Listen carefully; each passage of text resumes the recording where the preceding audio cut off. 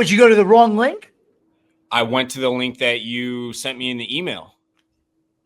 It's the same link, so I don't know what happened. I mean, I clicked on it, and I've been waiting in there since 10:02. All right, we'll assume that's accurate. Whatever. All right. Well, Dave, this is Ryan and Rob. Nice to meet you guys. Dave. Nice to meet you. What's up, Dave? How we doing? Are you ready to get started, Dave? I am ready. Ryan, I wear your merch all the time. I steal it from Kate out here. Oh, nice. I'll get you some of your own stuff if you want to. I love the hoodies. I rock them like constantly. Okay. Well, get me your address and your size, and I'll get you some more gear. Beautiful, beautiful. Excited for the show, though. He's coming on. He's already making friends. Imagine that. That's what I do. All right. Well, anyway, that voice you hear is White Sox Dave, and welcome to another episode of A Bold American presented by Barstool Sports. We have a lot to get to today, and yes, we have a special, I'll throw that label on you, special guest host to join us today, White Sox Dave. For those who are unfamiliar with you, Dave, why don't you give the 10-second spiel on who you are and why you are a ridiculous individual? Honestly, I'm not anybody. I work for Barstool Sports. I, in a way, cover the White Sox, hence the name. They're really historically pathetic right now, so they're kind of on hold. So I kind of just do a bunch of dumb stuff like race captain cons in the middle of the week. So that's kind of what I'm gravitating towards right now. But just normal human, I guess. I don't know how else you'll describe me. I wouldn't describe you as a normal human. We can get to that, and we're going to talk about that race here in a little bit. Right before we get to that, though, school circle on me. Let's talk last 72. Dave, the last 72 is obviously the last 72 hours. I know you almost served in the military. You almost signed up. So I'm going to explain things just to make sure that you get them since you weren't in the military. But Ryan, we will start with you. I was down at the Naval Academy with my daughter this weekend, celebrating Easter, watching Navy women's lacrosse win another game. Got to see my daughter in a game, so that was cool. First time seeing her on the field in the regular season, so that was awesome. What position does she play, by the way? I never asked you. She's attack.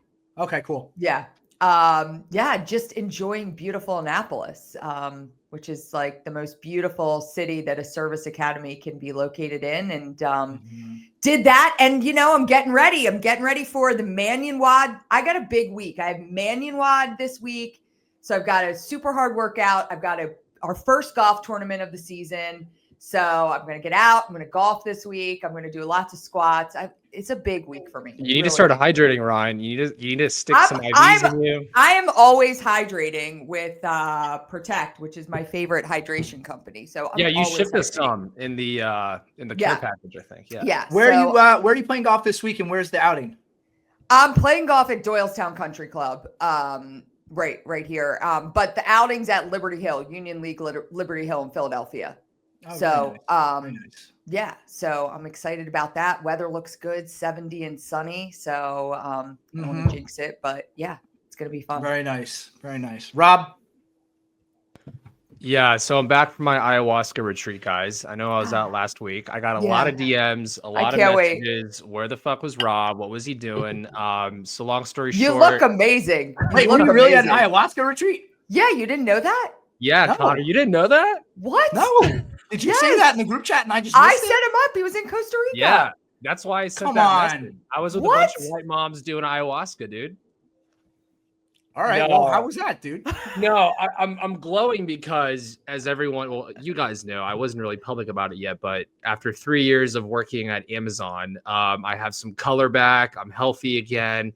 I'm back on my normal circadian rhythm here. But no, I started a new job, so had to step out last week, guys. Had some big priorities to take care of. But low-key weekend, prepping for the Travis Manion WOD, sticking myself with IVs because it's going to be a suck fest. And we got to tell White Sox Dave here about it because I want to hear about he's got to do it. I got to see his score. But no, I'm happy to be back in the swing of things and be recording with you fine people. Can we talk about that briefly?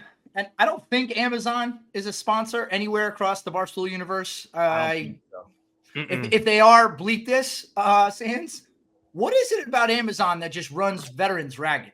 So I was actually thinking about this in the shower last night. I was like, do I even say Amazon? Yeah, fuck it. So Amazon does a great job of hiring and I guess poaching to some extent veterans, because they want that human capital that's really willing to go that extra mile. So I was on the tech side at AWS. Regardless if you're in a warehouse, if you're in the tech side, if you're doing sports marketing like I was, it's a sweatshop. The mentality of hard work kind of breeds down from the top. We do this thing at Amazon, or we did this thing at Amazon where, people probably do slideshows and maybe like one pagers. At Amazon, you're writing constantly strategy documents. And so you're constantly under pressure there. You're constantly under pressure if you got to move locations, if you have to, if you're going to get laid off. It was, I don't use the term toxic loosely or lightly. It started to get that way. It was a great experience. It's on the resume, but it is tough.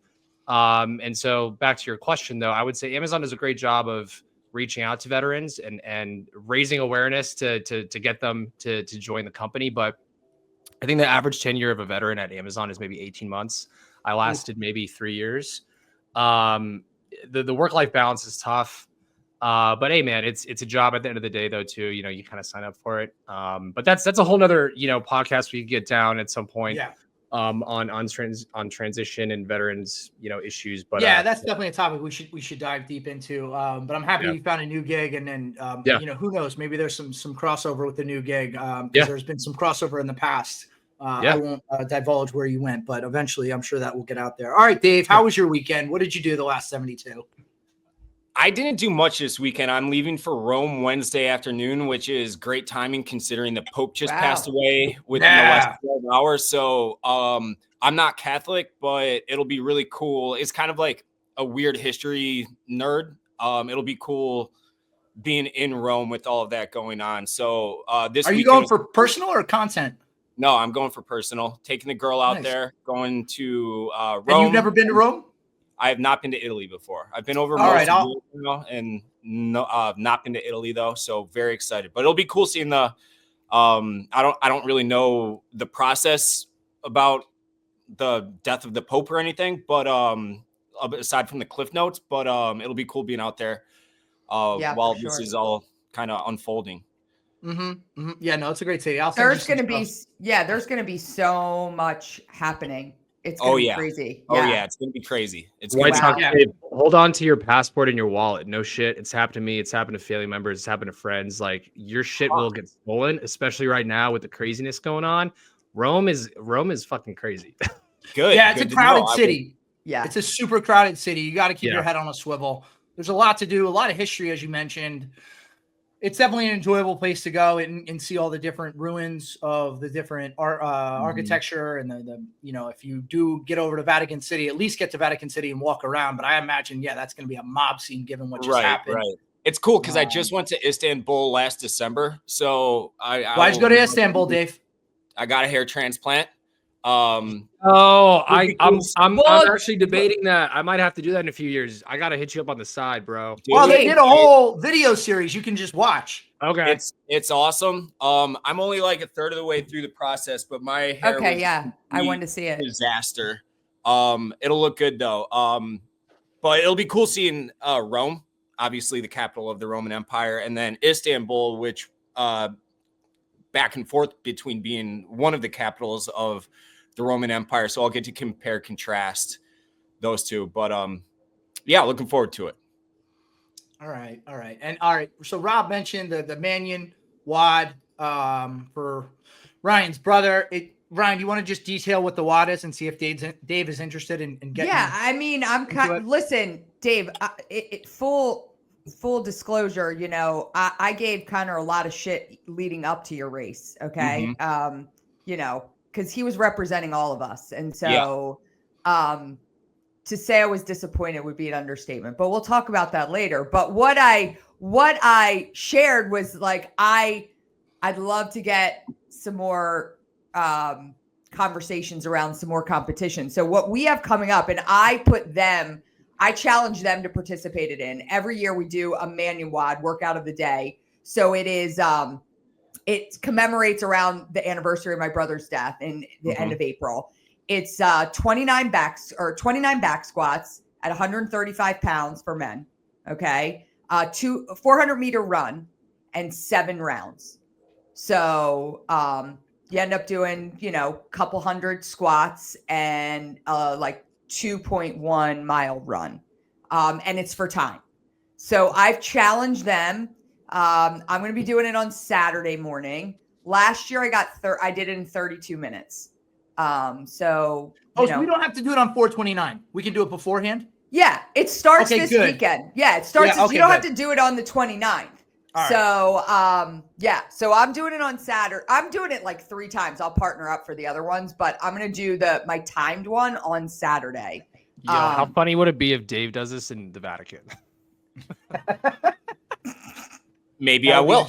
Maybe I will. Maybe. So, Dave, do you accept the challenge? I humbly accept the challenge. I don't really understand the challenge, but I accept nonetheless. Well, don't you guys have a little Planet Fitness thing in the? We do. Yeah. Is there a squat rack in there? There is. Yes. Okay. So put 135 pounds on the bar and do. Where do you get a couple hundred reps out of that, though? Well, you got to do it 7 times. So you got to do. All right. So 70 times each round? No, 29 squats. Okay. A round. And you do 7 rounds. Okay, I got you now. Okay, yeah. 7 rounds of 29 back squats. And so you do 29 squats and then go run 400 meters. Come back. Yep. Then I'm in. That's you can do it on the treadmill, Dave. You can do 400 meters on the treadmill, pop off. Speaking of which, have you registered for Peloton or have you gotten any sort of cardio in at all in any form since last week? I'm asking you. All right, fine. Let's just get into this. Let's get into this. Everybody who's ever served in the military knows the most important piece of equipment are the boots on your feet.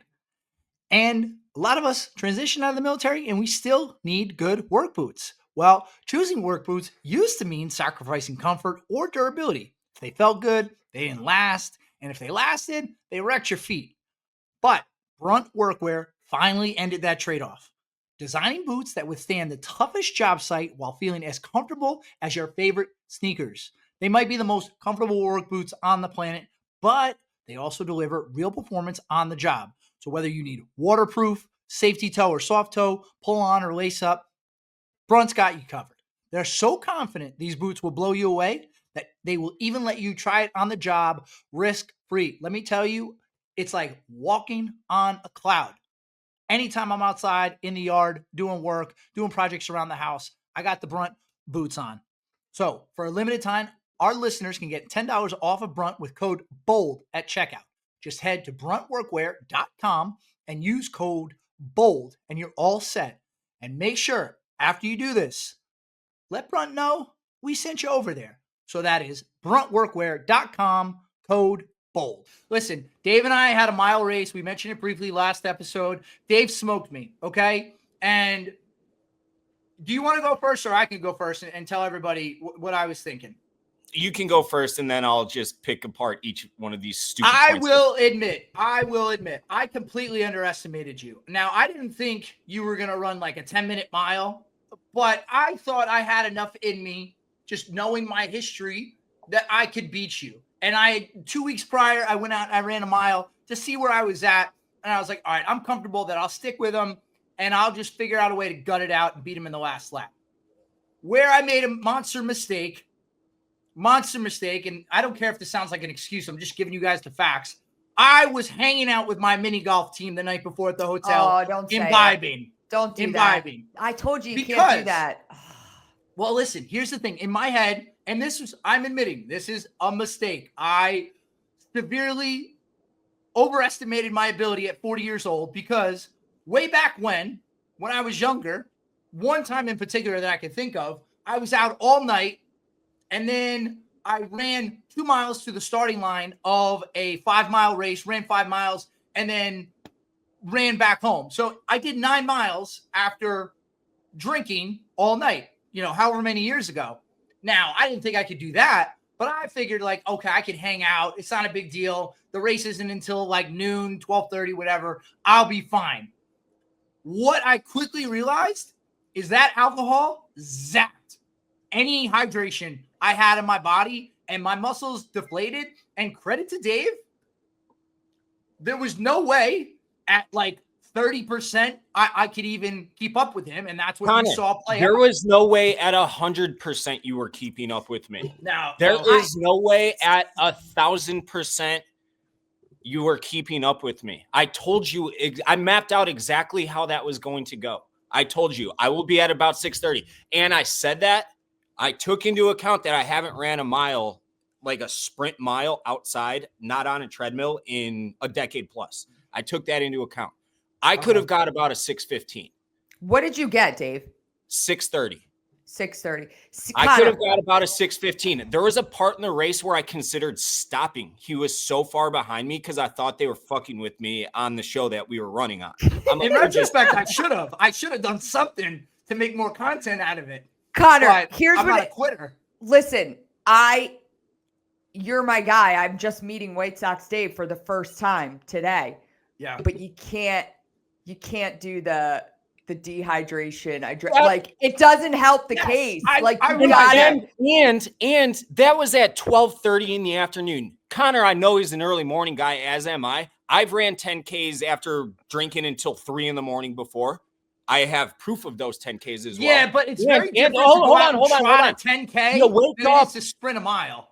You wake up and you pound Gatorade and you stretch out just like I did, and then you go and run the mile. And it was multiple excuses. The hamstring, that just didn't happen. I mean, you weren't running hard enough to hurt your hamstring. And like It was dehydration. And listen, I have no leg to stand on right now. I can't say that if I'm 100%, I would beat you, because that looks preposterous for me to say that given the way it went down. But Connor, I know I can beat you. no, you don't, because you I couldn't. You couldn't. I didn't, but so Are you- what give me a was your rematch, what was your time? What was your actual time? Like 8.5. He 8:15. beat me by 2 minutes.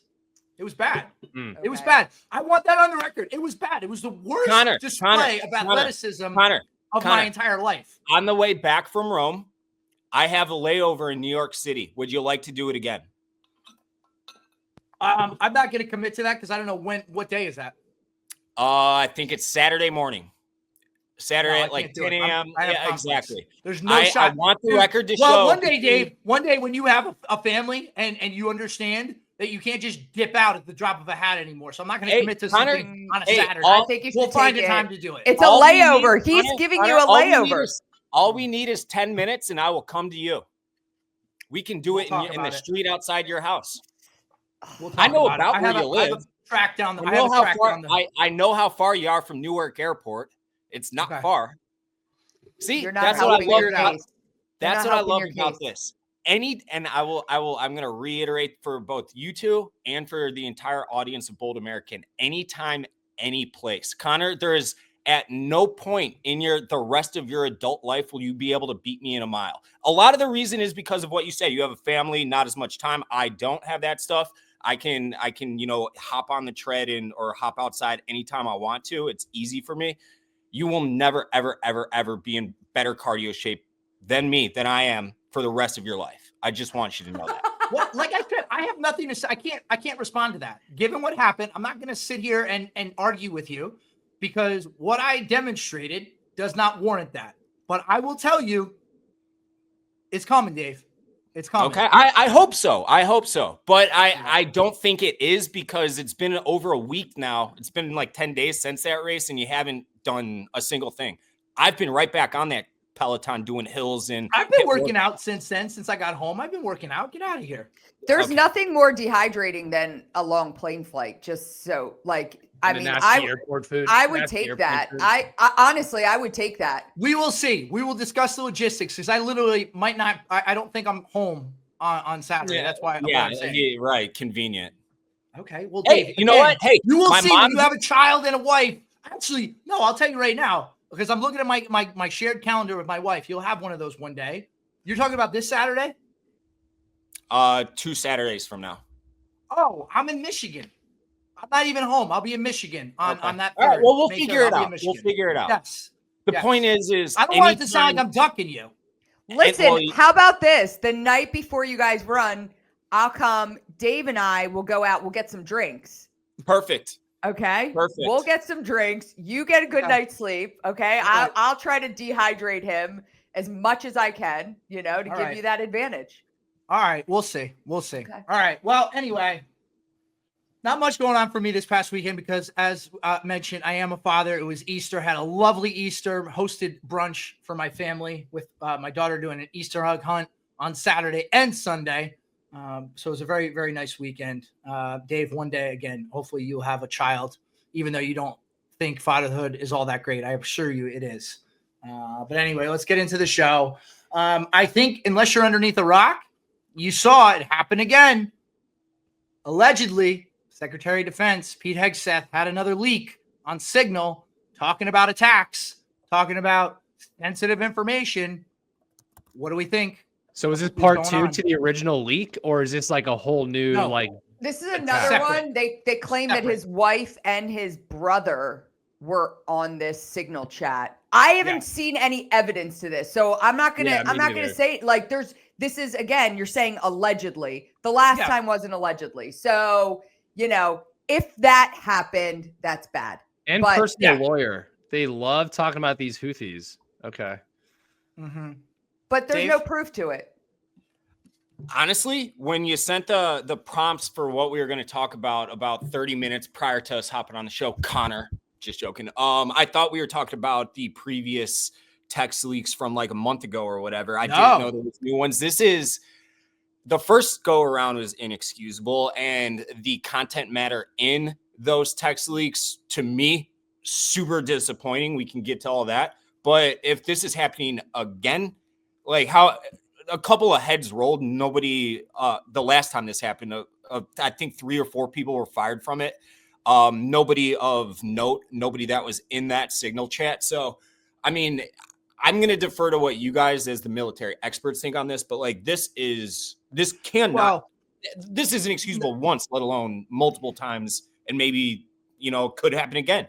Yeah, a couple of things. I mean, number one, President Trump already came out and said he is backing Secretary Hegseth. Yep. He's not going to get fired. Because also, I mean, Trump isn't stupid. If he has to fire him, that's going to look bad that he picked him in the first place. Right. So whether or not President Trump thinks he was right or wrong, if this happened or didn't happen, even that it's in the news, he's not going to do anything about it. So I think Hegseth's job is safe.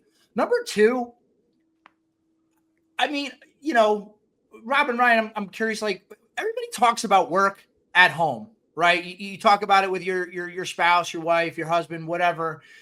And that's like a closed setting. I don't put intimate details about work in texts or emails to my wife. So that part to me is weird that the alleged texts include his brother and his wife, that he's talking about work in that level of detail. Because also I think like when people talk about work at home, it's usually like, and if you're talking about more serious stuff, please chime in. But I feel like it's usually like, oh, Susie is annoying me again. She's using all the freaking coffee filters and not making a new cup for everybody. It's like mundane shit. It's never important stuff. So I just don't get why this is even a possibility that he's talking about work on to his wife and his brother. It's all contextual. Let's like call a spade a spade. I mean, Jill Biden was running the country for the last year of Joe Biden's presidency. So there was a lot of husband and wife stuff going on there. So I think his wife is heavily involved in the moves that he makes. I mean, listen, she was a producer of Fox News for many years. This has been kind of their ride together. I don't think they should be talking about things via text, but I have no doubt that they're having very serious conversations about more than what Susie had for lunch. It's different. Yeah, no, I agree. I mean, if you look at, I think Kash Patel's book, American Gangsters, Melania Trump was in half those airstrikes. Government Gangsters, yeah. Phenomenal book, by the way. Great and like book. the audiobook narrator isn't even Kash, but it sounds just like Kash with the raspy voice. But no, like honestly, Melania was in some of those big airstrikes and some of those takedowns with like key ISIS Al-Qaeda leaders. So like there is this kind of ingrained, you want people who you can trust around you, and that's kind of how it is at the top, especially with family members. But to your point, I do agree that like the texting, the signal, mission updates to family members is a bad look. But also the first group chat leak was, I think, because the NSA director or the National Security Director, Mike Walls, he added a journalist, like a dumb fuck, to the group. So how did that's a whole nother like conspiracy and issue in itself. How did these leak this time? Was it his brother or his lawyer accidentally adding someone else into the chat, or why did these specifically leak out? I actually didn't see how they leaked. But yeah, that's why there's just not a lot of information on it. Yeah, that's what's making me about this one. My like tinfoil hats kind of I'm putting it on because it's a bunch of people with sources close to the situation say, and it's like stuff like that. And the previous one, you saw the text in plain sight. Right. Exactly. This one, it's just like they say, like allege, and it's like, I don't really buy it. At least at a glance. It's no secret that there's a lot of people that don't like Hegseth. Even within the Pentagon, there's some dissent with him being elected to that position and don't like him. So, the idea that people would continuously be on the lookout for bad information to share with the press to ultimately get him fired, that's not surprising. But again, I go back to my original point. I don't know what he would have to do, but it would have to be so incredibly serious. And even then, who knows? I don't think President Trump is going to fire him. The only way he's going to fire him is if he opens up a fucking bottle of vodka and starts swigging it on fucking. Even that, I don't know. The other thing that we haven't touched on, and I think is pretty significant, is that his chief of staff was escorted out of the Pentagon last week, Dan Caldwell. Yeah, a couple people, right? Yeah, and there were others. Got fired from it. Yeah, and so Dan and Pete, I know Dan and Pete have been like boys forever since early on in Vets for Freedom. Like they are tight. So, and there's not a lot of information around what happened. In fact, Dan put out a tweet saying that he doesn't even know what happened. Like they're saying that there were leaks, but he's like, no one's telling me anything. So I find that super interesting. So there's definitely some turmoil happening.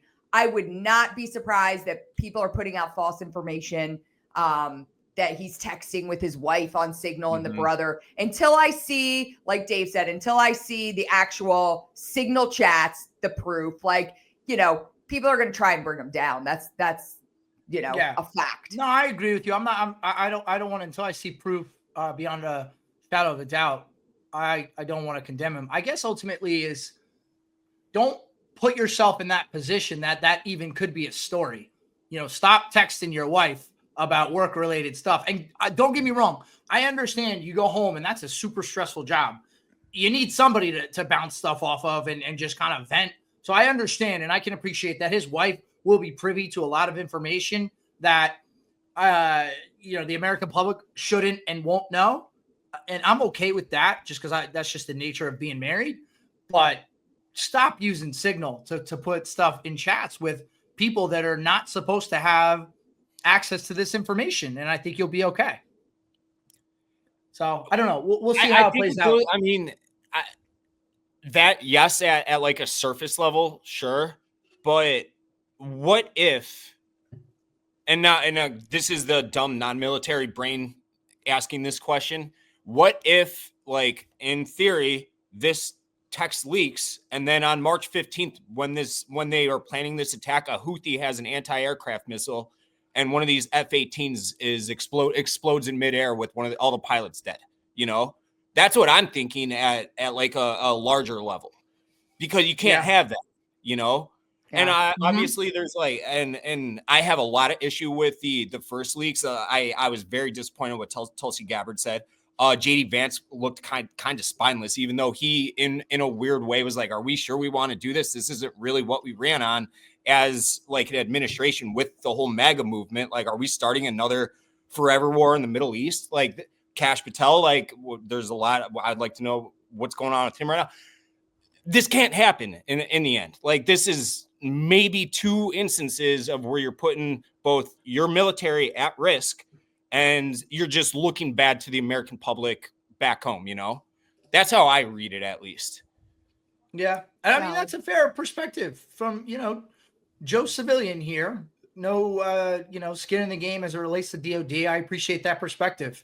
You want people at this level of government to be acting in the most professional manner. And that kind of leads me to my next point. Is it's like aligned to this story. We saw DHS Secretary Kristi Noem. She had her bag stolen. The bag allegedly contained driver's license, apartment keys, passport, DHS access badge, and a significant amount of cash. What is happening? How is that happening? How is that happening? How are you putting your bag down anywhere and having that stolen? Why are you ever in a position that your bag could get stolen? That's shit that happens in like a Vegas casino, like down the road from me. That's not something that should happen to a high-ranking official working in the administration. You know what I mean? I don't know. There needs to be like a shakeup across all these chiefs of staffs and offices to tighten up a little bit, because this shock group fucking sucks right now. Yeah, no. You're right. I think they need to maybe all get sat down in a room and say like, hey, that's just it. Like,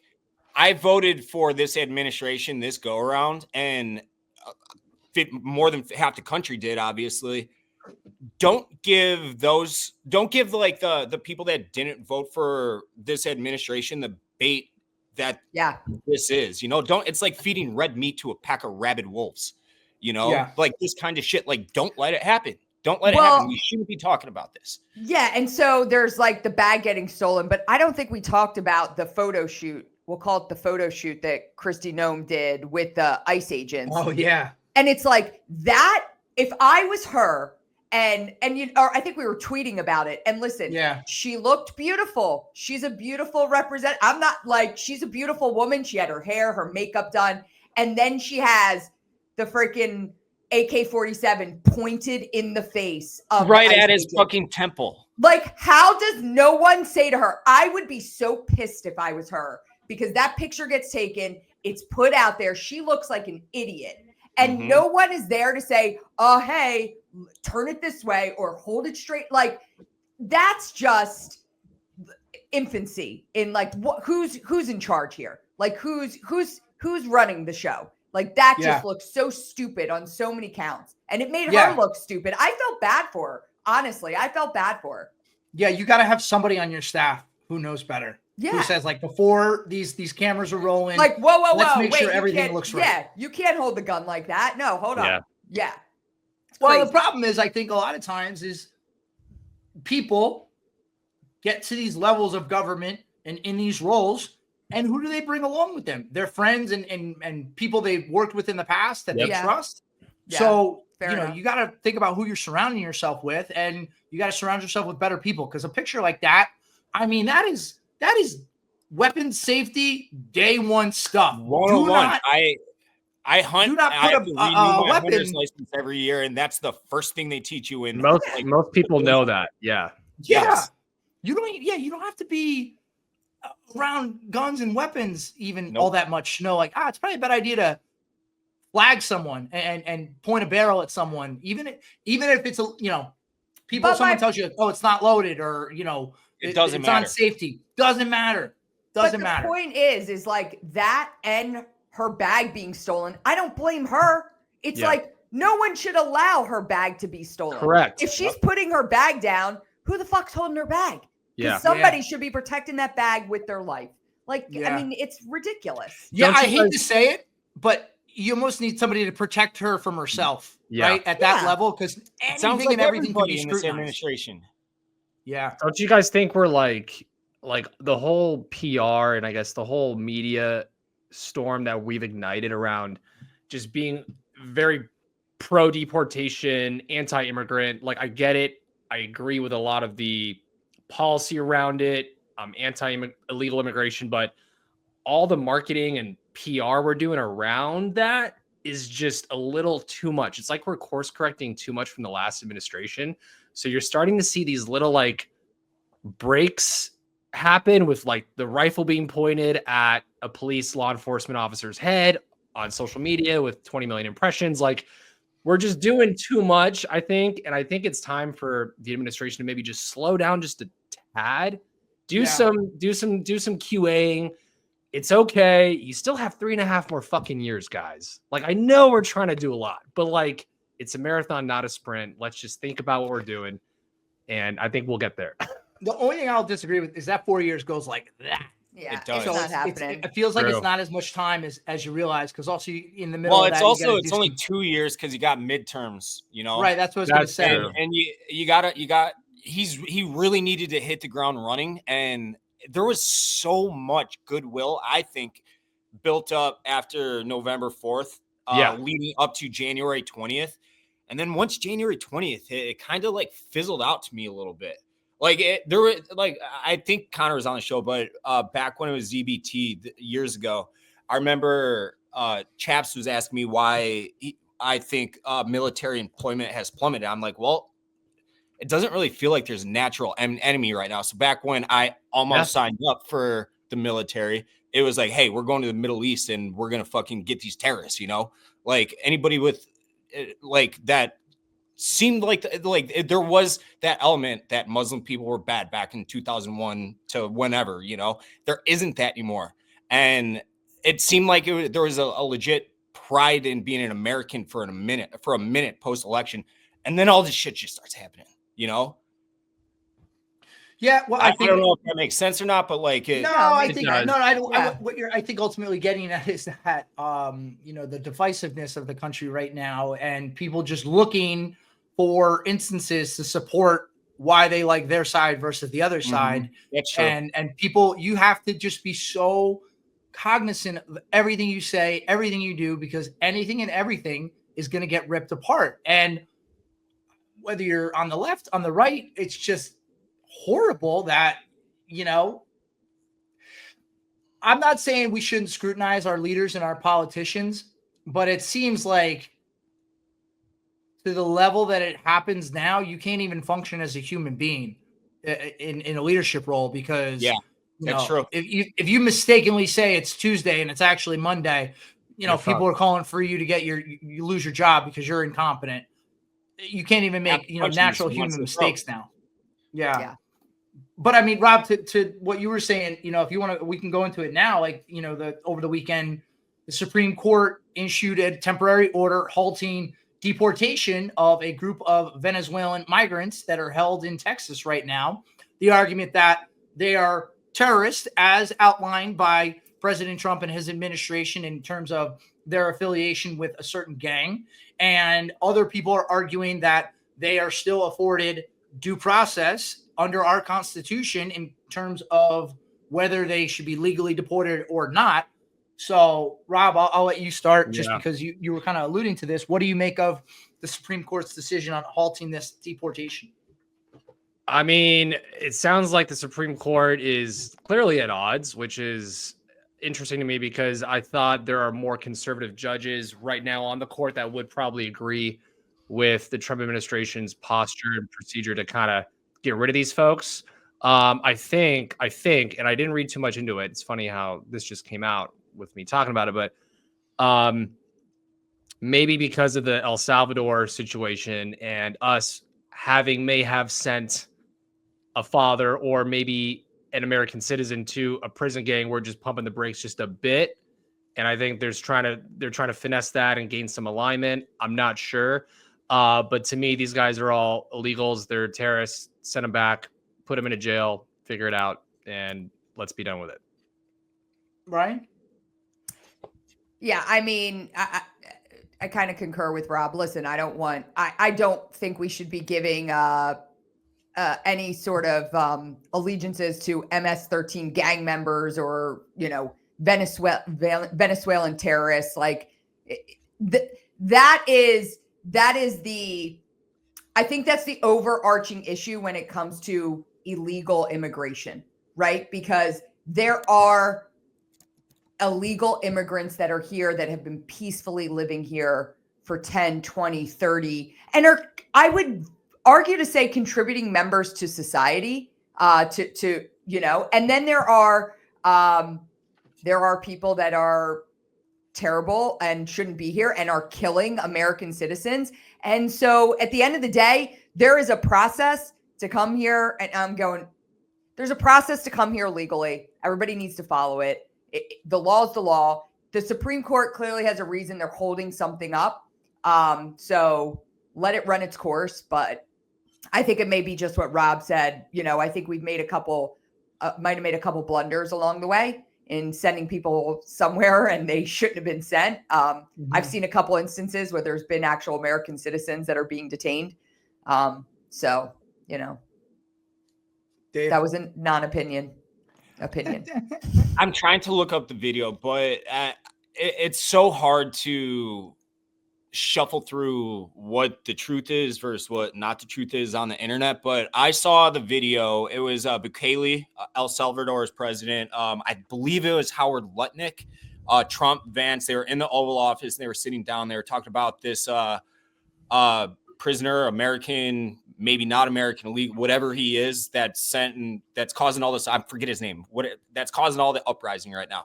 And Trump was like, I think it was Howard Lutnick. I'm not positive on it, but he's like, hey, I'd actually like you to answer this. And Pam Bondi just spoke.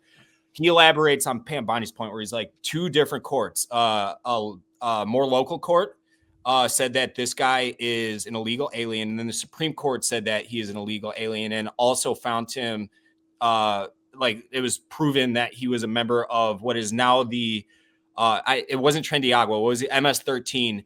And that is a terrorist organization. He is no longer allowed in this country. And to me, and I'm not trying to like carry water for the administration. I like to criticize as much as possible any administration, but like you like to criticize in general.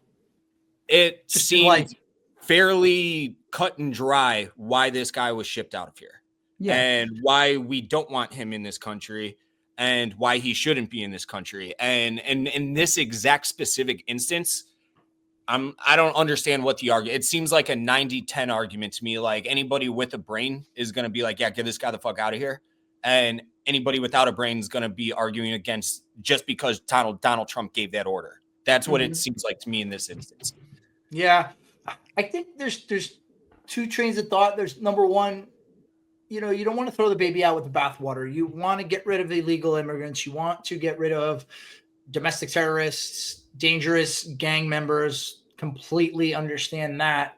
But you don't want to do it so fast that you're continuously having these blunders where we're getting rid of people who are actually legally allowed to stay in this country. So I think now, is this the only instance of this happening, or like Ryan was saying earlier, multiple Americans? Now, if that's the case, like I may have overspoke multiple Americans. There have been more than one where I forget where it was. It was might have been a professor at a university. I got to look it up, but there's one, I think. Yeah. But they figured it out though. Cause like, I think, and again, and they didn't get deported. They got detained. And then it was like, I'm an American citizen. So I think you're speaking, I believe it was a Harvard student who was like very, very pro Hamas. Yes. If that's a separate situation, but yes, that's another case not where pro-Palestinian, like pro-Hamas. Yeah, because that person is here on a green card, which technically you're not a U.S. citizen, and by State Department jurisdiction, you can send that individual back to where they're from, which is, I think, what Marco Rubio is trying to do. That's a separate situation. I think the other situation was there was a gay hairdresser who I think became an American citizen with ties to MS-13 or the Venezuelan gang. They shipped him over to El Salvador. And I think that was mentioned on the Rogan podcast as well. But regardless, to your point, though, White Sox Dave, it's like no one really fucking knows what's going on. There's this weird murky water where the Trump administration is doing all this good stuff, I think. And, the media is trying to cloud that narrative with one person where we don't even know what the fuck that person's actually doing or where they're from or if they have a criminal record. And then it adds more fuel to the fire for the Democrats and who's ever anti-Trump for this. Which I get. It's smart. It's a smart tactic. Yeah. But if you guys remember, they did this same fucking thing when Bush was president and we were shipping assholes to Guantanamo. There are a couple guys with American citizenship that were fighting for foreign national terrorist organizations, whatever. And people put up a fight that, there's Americans in Guantanamo. Well, you know what? They picked up guns to go fight with Al-Qaeda or something. So it's like it's the same debate just 20 years later. But I will say this, though, real quickly. I will say this. this is a huge issue, which the majority of the public believes that we should not be letting illegal immigrants in the country in the way we are. And this is the first time that there's an administration that is actively saying, this is what we're doing. So there's going to be some bumps in the road. So I will say that. And again, I'm not massaging the administration in that way either, but like they're actually saying, all right, we're going to try and fix this. Right. And to their credit, and I have a lot of bones to pick with the first 4 months or 5 months of this administration, but this is one of the main things they ran on, and they stopped it overnight. Right. It's like true. They stopped it overnight. So whatever side of the fence you're on, like they said they were going to do it, and they did it. So I mean, good on them for holding their word. More so the issue at hand here, though, is the politicalization of the Supreme Court, which is supposed to be a nonpartisan entity. Totally. And is supposed to make rulings based on how the law is interpreted. And it's scary to me when, and I'm not blind, I know there are conservative judges, there are liberal judges, and it's human nature to write an opinion and allow your beliefs as a person to seep into that opinion, which is why I think it's so hard to be a Supreme Court justice, because you have to, as best you can, block that out. And I think that's what we're seeing right now is, you know, the dissenting opinions are saying there's no precedence for this, and they're just doing it. You know, the court is ruling this way because they believe a certain thing. And it's a little bit of a scary precedent that we're setting, that they could form opinions and present opinions based on their political beliefs. And I just don't think that's a road that we want to go down, but we'll see how it plays out. Most like hot button, like sensitive topic for us Seriously. to talk about, you know? Like, well, we can't ignore it. It's important because I think there's arguments to be made on both sides. It's I think fascinating to watch play out. In Chicago, I mean, it's really sad because these people are being used as political pawns. And I detest the rhetoric that Donald Trump has among like just immigrants as a whole. Yes, they're illegally here. I've not met, but like I've been in Chicago, I'm in Chicago downtown. There's a really popular concert venue that just opened up like 2 summers ago that it's like the landing spot of the city. Everybody lives there in the summer now. It's called the Salt Shed. Right across the street was a migrant camp. These people they're literally asking you to mow your lawns, and they're looking for a better life. And I understand why they want to be in America. And 99.9% of them aren't MS-13 or Tren de Agua or bad people, you know, they just literally want a better life. And that's the saddest part of this whole thing, you know? Yeah. Yeah, it's So tough. keep an eye on that. I know that a lot of these people, there are DoorDash and Uber Eats drivers out here right now. And it's like, how did you get that job without a active driver's license, without a social security card, without X, Y, and Z? It's like, what's going on here at the same time, you know? Mm-hmm. Mm-hmm. So I've had a situation in Chicago, and I think Philly, real quick, just on that note, where someone this was West Point reference, Army Navy a couple of years ago in Philly, the individual who dropped off my food was neither in that same car or looked like that individual on the Uber Eats app. And so what I think you have is a concerted effort and some sort of operation in many, many US cities. I haven't seen it in Vegas yet. I've been living here for 5 years. Haven't seen it yet. But in some East Coast cities in Chicago, I've seen my food and some other stuff and rides picked up from people that are not who they say they are. So there is some of that going on. Yeah. So anyway, we'll keep a close eye on that. But hey, fun topic. Great topic. Yeah, so fun. That was great. I just hate how everything's politicized. Yeah. You know? Well, let's talk about something that is political, but also just comes down to human decency and acting like an adult. Has everybody watched the Nancy Mace video? She was in a Sephora or an Ulta or anything. She was in Ulta shopping for makeup. Everybody has seen this video. Listen, anytime I'm in the office, I'm drinking coffee, and it's always Stella Blue Coffee, because at Stella Blue Coffee, they believe good coffee is one of life's non-negotiables. You see Big Cat tweet about it every day. Their delicious roasts are available in cold brew, K-Cups, ground, and whole bean formats to seamlessly fit into your morning coffee routine. They got you covered. The best part? Each purchase helps save homeless pets. Everybody knows Big Cat's dog, Stella. She was a rescue, and now you can do your part too. So you can fuel your mornings with Battle Bars, new dark chocolate espresso protein bars on top of that coffee. These things, I had them in the office last week. They're crispy, delicious energy bars infused with real Stella Blue coffee. Each bar packs 17 grams of protein, 100 milligrams of natural caffeine, and 0 fake sugars to keep you powered up and dialed in. Every bite is battle tested and Big Cat approved. And here's the good news. Battle Bars is a veteran-owned brand and proud partner of Operation Enduring Warrior, whose mission is to honor, empower, and motivate our nation's wounded military and law enforcement veterans through physical, mental, and emotional rehabilitation. So shop today at StellaBlueCoffee.com or BattleBars.com while supplies last. Okay, and Sands, maybe you can play the audio of the video. I do them every year.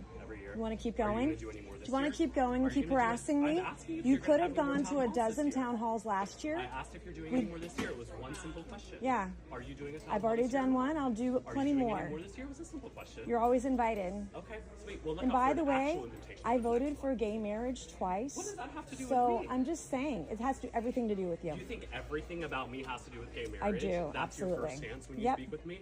Absolutely. There's no other humane If you want to get in my conversation you face can about have town me? halls, you should have shown There's up to no one other last humane year. thing you can talk about me just saying, oh, I support gay marriage. Yeah, That's the because only you're thing getting you in have my to face say. about a town hall. You All I could did have was gone ask you one last year. simple question from Would right you over like here me? is if you have any plans to have more town halls this year. I have town That was halls one every year. question. I have over a dozen Okay, every year. Great. That was my entire question. You didn't have to go Yeah. into the spiel about You everything could have else you could wanted have come to any of them last year. to. Okay. And I'm I had asking you over a about this year, not dozen. 2024. But Where we're were in you the year right? before that? Okay. Or the year before that? It was a simple question. Oh, I because asked you know if what? have Because you any more that people you're on the going to left this are year or not. crazy. So I'm You're on the left. absolutely fucking crazy. I'm absolutely fucking You are. crazy. And get out of my face. You're insane. Goodbye. You're insane. Fuck you. You're gonna fuck me. You're Yep. gonna be voted Bye. out so fast this year. I I'm can't not. wait for you to fucking I'm go not. into I the won by dirt. so much. You're a disgrace to this state. That's what you are. You're a disgrace. I asked you a simple question and you just to go on this tirade and tell me fuck you. Yeah, fuck you. Disgusting. Get out of my face. Fuck you. How about Get out of that? my face. You're a nasty Try it again. bitch. What's your You're a name? nasty bitch. What's your You're a name? nasty bitch. That's What's my your name? You say fuck me? Yep, I That's sure the did. first thing you're gonna say to me is fuck me for asking Absolutely. you a question? Get the fuck out of my face. Fuck you. Now. Fuck you. Fuck you. You couldn't take me on, baby. Stay the fuck away from me.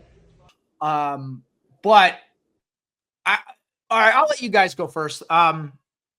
Dave, being the guest, what did you make of this video? Ask me last so I can watch it real quick. Okay. Rob, what did you make of this video? I think Ryan's got a better take on this. Since okay. since it's I mean, I'll go first. Like, I don't think first it of all, matters where it was, but go ahead, Ryan. yeah. It does. It does. There's a difference. It was Ulta, not Sephora. There's a big Okay. difference. All right. Sorry. Okay. My apologies. So that tells me a lot. That gives me context. She put the video out. That's what's so crazy. This wasn't like somebody captured her looking like a complete ass and she got, it blew up and she's like, oh, she put this video out of her telling a constituent to go fuck themselves, fuck off,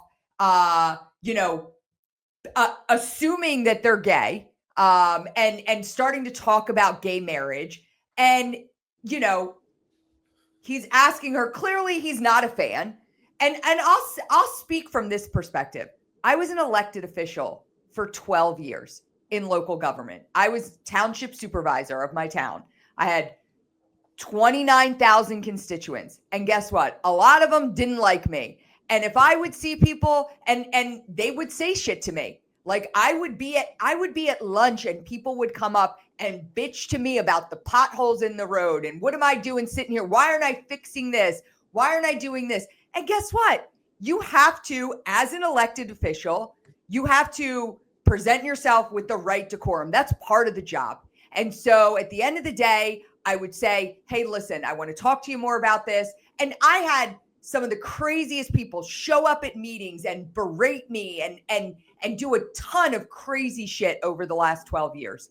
And there's a certain way that you need to act. And she looked like a complete asshole. she's an idiot for putting this video out there as we're going to go, oh, poor Nancy Mace, you had some guy. That's your job. She's offended that he confronted her in Ulta. Guess what? You work for him. You work for him. Whether or not he voted for you or not, you work for him, and you're in your district, and your constituents can come up to you at any time of the day and talk to you. That's part of the job. Facts. So Ryan nailed it. She's an idiot. That's it. Yeah. Exactly what I wanted to say. Yeah, I don't have a thing to add. I just watched enough of it to get the cliff notes. I'm like, what an asshole. Yeah. She posted it as if to say, like, oh, come at me. Oh, come at me, bro. Like, I'm so tough. Yeah. You look like an idiot. You look like trash. Because here's the thing. I still have this, maybe you could say Pollyanna view of our elected officials. And I still think that is an honor to serve at that level in our government. Yeah. And with that comes a certain decorum that you have to carry with yourselves. I don't care if that man walked up to you, Nancy Mace, and said, I hope your family dies in a fire tonight. Doesn't matter what he says. You should never use that profanity. You should never argue with someone like that in public. You should never videotape that interaction and then post it on top of that as if to pound your chest and say, wow, look at me. Like, you can't try me. You look like trash. Nancy Mace, you want to come and discuss this? We can talk about this. You look like trash. And I think that's pervasive across politics right now, where people think they need to act a certain way and put stuff out there to personify themselves as this like tough individual, like they won't be messed with. It's just uncalled for, in my opinion. We have to, as a country, get past this, and I think this is going to be very difficult. Like I yell at my dad for this. My dad's one of the typical hillbilly MAGA, anything Trump does or says, like, that's the way it goes types of people. We need to get away from rooting for these politicians as if they're sport teams. Yeah. I don't want to see you. I voted for the guy twice, three times now. I don't like seeing "Make America Great Again" hats. If you're at a rally or something, that's one thing. I don't want to see you fucking pumping your chest about Joe Biden or Kamala Harris. Like to Ryan's point, they work for us. They're our employees. Stop rooting for them like they're the Patriots or the Bears or like NFL. Especially teams. in the military. White Sox, Dave, to your point, like we see it in the military, and it's a thing. That's a whole nother topic. But I completely agree with what you're saying. I can't stand it. These are not kings and queens. We don't bow our feet to them. We don't bend the knee for a Game of Thrones reference. They work for us. Like that would have been my first response. Hey, you work for me. Yeah. Okay, asshole. That's what I would have said in that guy. And well, that guy did have a point. Pretty safe assumption that he was gay, but you shouldn't have just assumed that he was gay either, in the video. Absolutely. And listen, he clearly wasn't a fan. He was trying to get under her skin, he was trying to go bit. Yeah. But, for sure. He was looking for that reaction. Yeah. But he won. He won that argument so quickly. And the fact that she tried to pull that tough girl, she just looked like such a dumbass. Yeah. I'd love to bring her on and talk to her about that. Yeah, because I also think when you get these people behind closed doors, because I've had the privilege of speaking with a lot of these folks behind closed doors, the performance goes down and they're just normal people and they realize that you shouldn't talk to people like that. So it's unfortunate that that's what really society is driving people to do. Let's move on beyond that. So, all right, maybe we can actually move away. Let's just do. We have a few more topics, but let's just do one more here that I wanted to mention that was really prevalent over the weekend, and I'm curious, Dave, to hear your opinion as having zero affiliation with any of the service academies. But over the weekend, we saw a lot of athletes from service academies entering the transfer portal, and the transfer portal in college sports, that's a monster discussion for another day. But I saw some people saying they didn't understand, wait, I thought if you went to a service academy, you couldn't leave essentially like you're in prison, which sometimes I know it feels like that. But the rule is so long as you leave before your first class of your junior year, you can leave without owing the government anything, which I know upsets people. Essentially get 2 years of a free education, and you don't owe any time to the military. We lost two very good football players at Army. We lost our best basketball player and arguably our best hockey player all in one weekend. So, Rob, just curious Dave, you're curious what your thoughts were on the service academy athletes transferring to other schools. I wish I had more time to actually give a well thought out answer, but like I'll speak from just a sports fan as a whole.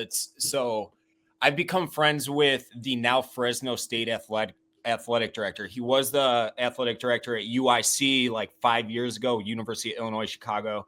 Moved to Nebraska as their assistant AD. Now he's the head honcho at Fresno, which is a larger school, obviously, big Division I school. And I went out with him to get dinner in this was 2022 in Lincoln, Nebraska. Got a steak, and this is right at the kind of the precipice of the whole NIL thing. And he's like, you don't understand how bad it's going to be for the next like decade plus. It's going to be the Wild West. Everything you know about college sports is about to just completely turn over. It's going to be free agency. There's not going to be any governor on it. It's about to be awful. And that's exactly what happened. Unfolded a couple years later. It's like, if you're a good player, you're looking at money signs. You're not looking at, developing any sort of like story about like, oh, I was the guy at Duke for these 4 years, or I was the guy at Ohio State and for football. It's like, you're going to the highest bidder. I'll never, ever, ever, ever, ever, ever fault anybody for going to the highest bidder. It doesn't matter if you are in the service academy. If someone's like, hey, you dominated Army or Navy or Air Force for, your first couple of years, here's $1 million to come play at Iowa. How am I supposed to like get on someone for making that choice, Mm-hmm. So that's, I don't know what it means with respect specifically to the service academy. Sure. That probably, well, as a taxpayer, Dave, how do you feel about it? That you're paying for these kids' education and then they just say like, all right, cool, I'm out. I promise there is plenty of my money going to a lot worse places. Exactly. Look at everything. If we want to talk about that later, everything that Doge has uncovered with U.S. aid and all that, I don't want my taxpayers' money going to if frogs can change sexes in the Galapagos Islands, if it goes to a kid who's going to get an education at West Point, sure, I can stomach that a little more. Yeah, sure. Ryan, what did you think? Well, I was unaware that you guys lost two of your best football players to the transfer portal. So this is breaking news on my part. I'm not mad about that. I'm not going to lie. All right. All right. So let's put it in context for you. Your daughter is probably going to have classmates that are going to leave. Okay. So interestingly enough, I knew that this was happening because I was at the academy on Thursday. I spoke there and I was walking back, met up with my daughter, and we were walking and I gave a talk to the second class, the junior class, with Brian Stan, who was a Navy football player, class of 2003. And she was telling us that they just cut a bunch of football players. So they made the cuts. So she's like, yeah, Mom, a bunch of guys got cut. And I was like, oh, wow. And she's like, yeah, everyone's going into the transfer portal. And I was like, really? And Brian actually said when he played football there, the transfer portal didn't exist. And he's like, You just didn't play football anymore. You went to Navy and you didn't play football. It was like you got cut. You just didn't play football. So all these kids are like, shit. I think for me, again, coming from a parent of someone who has a child at a service academy, it makes me kind of sad that other schools now have the ability to flash these big numbers in front of these kids, because at the end of the day, you go to a service academy for a bigger purpose than playing a sport. And so, you can get hung up on the idea of like, oh, we'll give you $1 million to come here. But it takes away from the fact that you were going to a service academy to ultimately end up serving your country And I always say that to my daughter. She's a recruited athlete at Navy. And I always say, like, it's so awesome that you get to play a Division I sport here. It's incredible. But like at the end of the day, you're at this academy because you're going to go off and you're going to serve your nation for at least 5 years. And that's the bigger picture. And you can really easily lose sight of that when there's money signs that are, Sure. you know, a bunch of cash put in front of your face. So Now let me ask kinda cons. I asked this is not me versus you thing. It's a sincere question. Who all recruited you out of high school? Rutgers, Villanova, you know, Lehigh, Lafayette, Patriot League, Maine. So like Colonial Athletic schools, Patriot League schools. Rutgers was the other big D1. They didn't So, offer yeah. you. I'm assuming Rutgers did not. Well, no, I had 4 other trips lined up to other schools, and I just didn't take them because I went to West Point on my first recruiting visit and just So said, "This is I'm where asking, going." who all offered you a full ride scholarship? I don't know because I never took those other 4 visits. Presumably, What- those other 4. What schools were they? There's a point to this, and I'll get to it. Yeah, Rutgers, Maine, Lehigh, and Lafayette. Okay. So out of those 4 schools, assuming that Rutgers was a PWO opportunity, that Army No, it would have wasn't. been, that was it. That was a scholarship opportunity. Mm-hmm. You just said that you don't know though yet though. Well, no, like it wasn't. My point is The PWO was never mentioned. If Army was my best offer from an athletic Yeah. perspective, I'm going to Army to play baseball. I was a baseball Yeah. player. So it would have been like, okay, Army, baseball first, everything else second to me, because that was my best offer, if that Mhm. makes sense. No, In that a makes sense. hypothetical world. So I'm asking how, for all the recruited athletes there, is football first and foremost, or is it military service football, or your sport first and foremost, or military service first and foremost?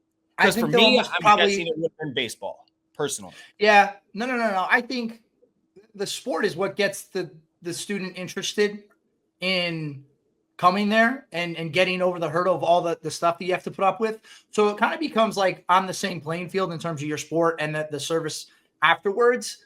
What I was going to say was with these kids that are leaving, you know, in some of these kids' instances, like the most recent kid that left this weekend, he's going to Georgia. So it's That's not like he's insane. going. That's yeah, insane.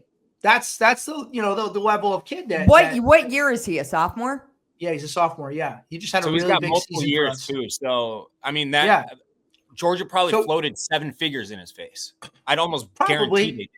Yeah. Probably. So my thing is, you got to understand what you're walking away from ultimately. So yes, I understand the appeal of taking money in the short term, especially when you consider, you know, who knows what their upbringing was like, or what sort of home life they come That's from true. in terms of, That's true. monetary. You know, that could be the most money that anyone in their family has ever seen, whatever the case may be. It would have been for me. What I think though, and this is tough for a 20-year-old kid, unless you go pro and then you make that sort of money, you're forfeiting a degree from one of these schools that ultimately is going to afford you the next 40 years of your life. Yeah. Right. Yeah. Now, if you go on and have a 10-year NFL career, you'll probably make a decent amount of money and connections and you'll be all right. But what are the percentages of that? Right. Like even kids that are recruited and go full ride to SEC or Big Ten schools, the percentage of those kids that go to the NFL is minuscule. So the idea that I'll give you the breakdown right here. 1 out of 100 high school football players is recruited to play Division I football, and this is nationwide. 1 out of 100 Division I football players are recruited to be like a draft prospect. 1 out of 100 draft players go on to be all pro. It's like something Right. crazy like Yeah. that. So to your point, So the odds are not in your favor. Right. Not at all. So, Not you at know, all. Yeah. So the fact that you would walk away from a degree that will set you up for the rest of your life beyond the service, but you have to understand too, your heart has to be in it to go to one of these schools. Yeah. Because at times it does stink and it's hard. If somebody's dangling money and the idea that you're going to go party at Georgia for 4 years, when you're 20, that's hard to say like, nah, I'm all set. You need a special type of kid that will be able to look 40 years down the line and say, this is what I want to be a part of. And, you know, the academic rigor and then the commitment to serve in the military. All these things are hard. So I don't begrudge these kids, because some of these kids probably come to the realization like, I don't really like the military aspect. I don't really like the academic aspect of this school because it's not for me, whether it's too hard or they don't, or the case may be. So I just think by and large, it's pretty myopic if you leave, because if you're leaving for money, well, then that's just saying you're assuming you're going to continue to make that sort of money, when in fact, chances are, percentage wise, you're not going to make that kind of money for the rest of your life. And you're forfeiting a degree from one of these schools. I don't know of any Navy football players that left that are really good. Well, that's because Navy doesn't have the level of talent that we have. So Georgia's not coming knocking on Navy's Connor, door. the fact that you would even say that after we killed you at the Army Navy, like that's like you making your excuses Connor, for how the did run. you do I against can't Navy in believe your you 4 said years that. at West Wow, Point? now I'm getting ganged It up doesn't, by a Dave. It guest. doesn't even matter. It doesn't even matter. The fact that he's saying that, I took pictures of him. He crying at the Army Navy game this year. He left because he was so upset he couldn't even watch the fourth quarter with me. No, I He said, stayed for the game. I just couldn't watch it with you. I didn't want to be in that booth no. anymore. I understand that. You left watching the game with me because your team got beat so bad, and you just made that comment. That's crazy. Anyway. All right. So That's the weakest minded human to ever graduate from a service academy. Just no mental. Oh, I'm not going to say that. I can't say that. Anyway, He can't even gut out a heartbreaking loss. Not even heartbreaking. I did. I just said you left the stadium. He left I sitting with I me. left the He was suite. sitting. I didn't want to sit He was there. in a suite. It was with all me. Navy people. Like, give me a little credit. Like, I didn't want to be around a bunch of Navy people. There was some West Point. There were some Army people in there. He left. Regardless, he left. He just said, "I can't watch the rest of the game with you," and I said, "See ya." So. All right, so that'll do it for our topics today. Any caveats on anything we discussed or anything we might have missed? Ryan? I got nothing. Dave, anything else you would like to share? I know you were going to come on and talk about the Ukraine and Russia and everything going on over there. We'll just have you come back and talk about that some other time. But anything else you wanted to share? Okay. No, I think that's it. I would like to ask you from friend to friend, and we don't have anybody listening, right? We cut the mics. No, okay, we're still recording. Please, for the love of God, Connor, hit the treadmill and lose some weight because you really need to. Okay. You really need to. When I knew I had you? When you weren't yapping your gums off and you were doing a lap prior to the lights being bright on us. That's when I'm like, he's cooked. Look at this guy. Jesus, you've fallen so far from what the standard of what a West Point graduate should be. Sickens me. Sickens me as an American. Are you having fun, Dave? I just want you to know I don't take anything you say seriously. Connor, we turned the cameras off. There's no recording anymore. This is friend to friend. Like, this is me telling you need to cut the shit and like really start focusing on your physical health, because it's become an issue. Okay. As have your looks, actually. Wow. So you're just taking everything I said about you and turning it around? Well, it's true. Dave, Connor's actually a pretty good golfer, though. I believe that. Yes. I bet he could actually skull the ball. I don't golf too often. He could probably beat me in that. Actually, he definitely could. He's a good golfer. Yeah. I believe in it. Actually. See, look, I'm coming to your defense. Thank you, Ryan. I appreciate You're welcome. it. You're welcome. I appreciate it. All right, just a few quick things. Pope died. That's unfortunate. I am Catholic, so we'll see what happens. We talk about that on off camera. I'll be in Rome. Yeah, no, we were on. Yeah. You have to update us because I'm Catholic too. I'm like, it's crazy. That's crazy that JD Vance was with him like hours before he died. Too. Yeah, like, he put out a tweet, that he's praying for his good health, and I'm sorry, like KFC retweeted, and he's like, "Oh, that didn't work," because it was like hours later that he passed. Yeah. It's really unfortunate that he passed. How old was he? Did you guys? He was 88. 88. Yeah. Good run. Yeah, good run. Did you guys see the President Biden's picture with his family, his Easter picture that's getting scrutinized, and people are saying it looks photoshopped? I looked it up this morning. It does look photoshopped. Whatever. It does. Who cares? It's just it's just weird that he's in a suit and everybody else is kind of like in like casual Easter clothes. So I don't know. It could be photoshopped. It might not be photoshopped. Oh, that's definitely a Photoshop. Yeah. It's, All right. It's kind of funny. Maybe like I feel bad for the guy. He's clearly declining in health, and maybe he couldn't make to the picture. Who knows? Speaking of things being stolen, Ryan, what is wrong with your city? What is wrong with the city of Philadelphia? AJ's car? Yeah, somebody stole Super Bowl champion's car. Why? I listen. I don't. I mean, I know. Listen, we have some crime issues. You guys have your flaws. We have our flaws, like every other major city. But what I love was the video because AJ's like, listen, like just bring my car back, and we got no issues. I'm not gonna press charges. But he goes, but if you don't bring it back, I'm still gonna fine you, and then we're gonna have some trouble. So return AJ Brown's car. God damn it, that's there you go. Cool.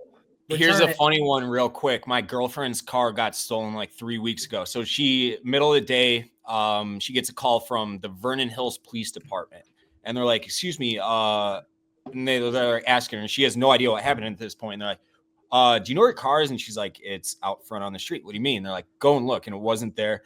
They tried to use, she's got a little like Buick SUV type thing. They tried to use her Buick like 50 miles north of Chicago to like run into that police department, into their evidence room, and like steal whatever was evidence they were looking for. Yeah, it was like Breaking Bad shit. Oh my God. Yeah, we do have problems in our cities, I guess. All right, people, stop stealing other people's property. Stop texting your wife about work. And I think don't text okay about how you're gonna bomb, people halfway around the world to your wife. Don't do that. So Dave, real quickly, when do you leave for Rome? 5 p.m. flight on Wednesday. This Wednesday. This coming Wednesday, 2 days. Yeah. Okay. Maybe we'll see if we can get you to do that workout when you get back. I'll get it. I'll knock it out. We'll figure it out. We'll figure it out. But I'm in. Okay. Cool. All right. Well, Dave, thanks for joining. Always good time talking to you. Connor, hit the tread. All right. Great meeting you, Ryan. Good to meet you too. Take care. Make it a great week.